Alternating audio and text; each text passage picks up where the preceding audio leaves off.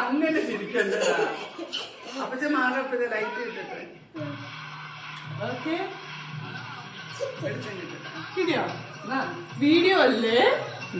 Video വേണ്ട. മുറിച്ചോ?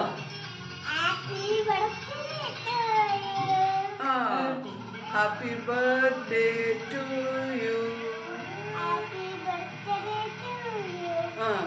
അതെ happy birthday മീച്ച.